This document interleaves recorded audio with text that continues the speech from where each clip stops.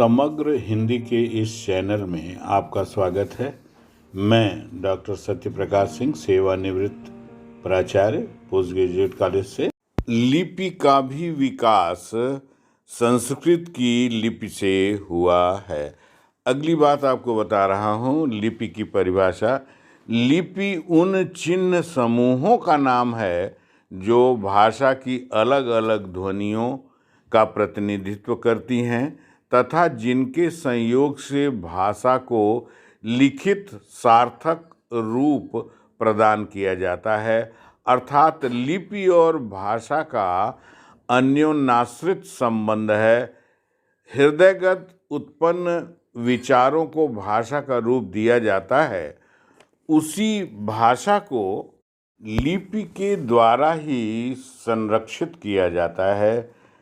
इसको इस तरह भी हम समझ सकते हैं कि मानव ने अपने विचारों के संरक्षण या सुरक्षित रखने हेतु लिपि का निर्माण किया।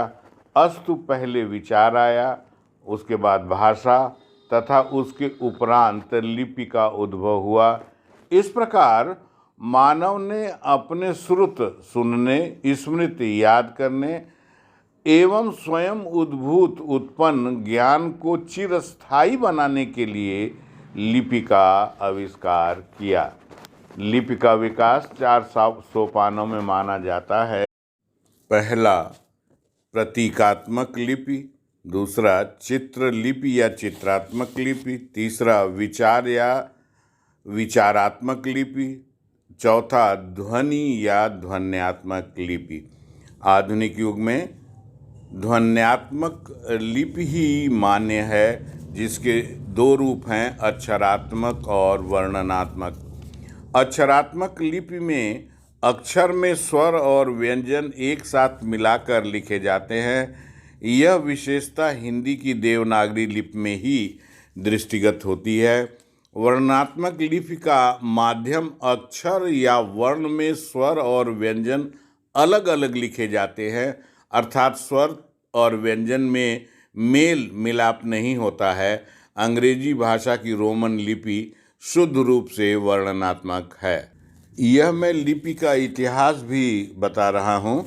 विकास की दृष्टि से देखने पर ज्ञात होता है कि सिंधु घाटी के हड़प्पा, मोहनजोदड़ो, रोपड़ आदि स्थानों पर मोहरों पर लिपि का प्रमाण तो मिलता है, किंतु उन्हें आज तक पढ़ा नहीं गया है। 500 ईस्वी पूर्व बौद्धों के उदय के साथ साथ लिपि के प्रमाण मिलने लगते हैं, किंतु स्पष्ट और पठनीय प्रमाण सम्राट अशोक के शिलालेखों पर मिलते हैं। ललित विस्तार नामक एक ग्रंथ है। ललित विस्तार में भारत की 64 लिपियों का उल्लेख हुआ है, जिसमें ब्राह्मी, अंग, बंग, मागध, खरोष्ठी, नाग, द्रविड़, कनारी, दक्षिणी आदि लिपियों का उल्लेख है। ब्राह्मी और खरोष्ठी लिपियों के प्रमाण अशोक के शिलालेखों में मिलते हैं, किंतु अन्य लिपियों का कोई भी प्रमाण नहीं मिलता है। खरोष्ठी लिपि पश्चिमोत्तर प्रांत, जहां तत्कालीन तक्षशिला था, आज अफगानिस्तान है, प्रांत जिसे गांधार प्रदेश कहा जाता है, आज कंदहार है, में खरोष्ठी लिपि प्रचलित थी। वहाँ पर जो शिलालेख इसके सम्राट अशोक के मिले थे, वे खरोष्ठी लिपि में लिखे गए थे, किंतु संपूर्ण मध्य भारत में ब्राह्मी लिपि के प्रमाण मिलते हैं। और जैसा कि मैंने पहले बताया, अशोक के शिलालेखों के माध्यम से हम इसे सर्वप्रथम जानते हैं। अशोक के समय तक्षशिला नामक विश्वविख्यात विश्वविद्यालय था, जिसमें खरोष्ठी और ब्राह्मी दोनों लिपियों का व्यवहार एक साथ होता था। खरोष्ठी लिपि में 39 व्यंजन थे, स्वर एवं मात्राएं नहीं थीं। यह लिपि वैज्ञानिक लिपि भी नहीं थी। भारत में इसका विकास नहीं हुआ। आज केवल नामोल्लेख ही इसका किया जाता है। ब्राह्मी लिपि के प्रमाण 5वीं शताब्दी से ही मिलने लगते हैं, जो आज पिपरावा, बिड़ली आदि स्थानों पर शिलालेखों के माध्यम से मिलते हैं। भारत में यह लिपि अति प्राचीन काल से ही प्रचलित अवश्य रही होगी। इसका लेखन चमड़ा, छाल, ताड़ एवं भोजपत्रों पर होता था, जो आज काल कवलित हो गए अर्थात समाप्त हो गए। कुछ एक मात्रा में कहीं कहीं सुरक्षित हैं, जो प्रमाण के रूप में आज रखे गए हैं। विद्वान भाषा वैज्ञानिक डॉक्टर राजबली पांडे, गौरी शंकर, हीराचंद ओझा, कोल book, Cunningham, fleet, Uday Narayan Tiwari, Bholanath Tiwari तथा डॉक्टर हरदेव बाहरी ने ब्राह्मी लिपि को वैदिक ध्वनियों को सुरक्षित रखने हेतु ब्रह्मा या ब्रह्म ऋषि बनाया गया अर्थात निर्मित किया गया मानते हैं। इस प्रकार वैदिक ध्वनि समूहों द्वारा रक्षित साहित्य आज जो हमें उपलब्ध होता है वह ब्राह्मी लिपि की ही देन है। इस प्रकार यह लिपि भारतीय लिपि है।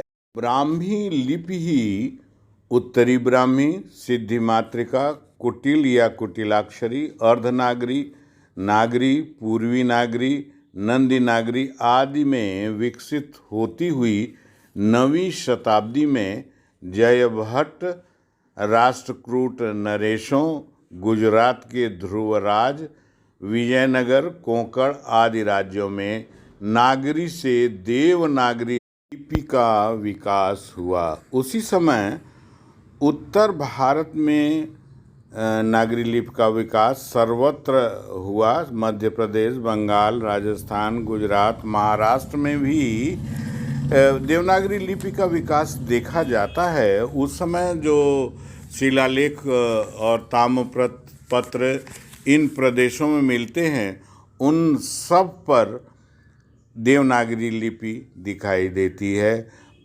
लगभग 12वीं शताब्दी में आते आते तो जब हिंदी का विकास हुआ, उसी समय देवनागरी लिपि का पूर्ण विकास हो चुका था। आज का वक्तव्य बस इतना ही हम देना चाहते हैं। अगले वक्तव्य में देवनागरी लिपि की वैज्ञानिकता, संपूर्ण वर्णमाला इत्यादि के विषय में हम विस्तार से बताएंगे। धन्यवाद। कृपया कमेंट अवश्य करें, सब्सक्राइब करें, शेयर करें और लाइक करें। बहुत बहुत धन्यवाद।